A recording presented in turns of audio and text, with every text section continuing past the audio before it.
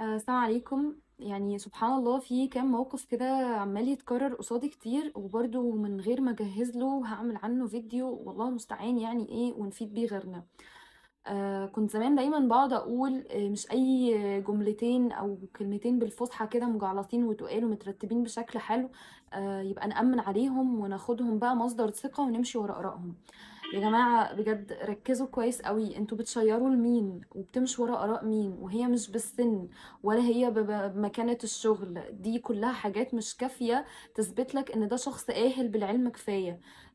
سرشوا كويس قوي عن الحاجات اللي بتشيروها والحاجات اللي بتنصحوا بيها. وكلنا عارفين ان في يعني قضايا كتير قوي المذاهب بتختلف فيها وبيبقى في اجماع على حاجة معينة، وانه الاساسي الحاجة الموحدة هو القرآن والاحاديث المقدسة. فبالتالي للأسف انتشر ناس كتير علشان تديك ثقة في كلامها، تستشهد بآية قرآنية في الآخر ملهاش أي علاقة بالهري اللي هو هراه فوق، يعني ده مش تفسيرها أصلا، أو تستشهد بحديث هو أصلا غير صحيح، أو برضو مش ده معناه ولا ده تفسيره، وده بس عشان يثبت لك كده إن هو تمام ومصدر ثقة.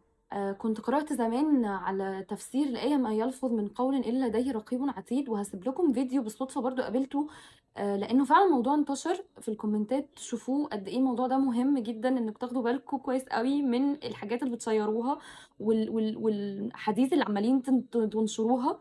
وقبل اي حديث او قبل اي نصيحة هتقولها سبق دايما بالله اعلى واعلم، واللهم لا تؤاخذنا بما نسينا او اخطأنا، واللهم ان كنت على صواب فبفضلك وان كنت على خطأ فمني ومن الشيطان فاغفر لي. سبقوا دايما بالادعية دي عشان تكونوا دايما في السيف سايد. بس كده، ربنا يبصرنا بالحق جميعا يا رب، وسلام عليكم تاني.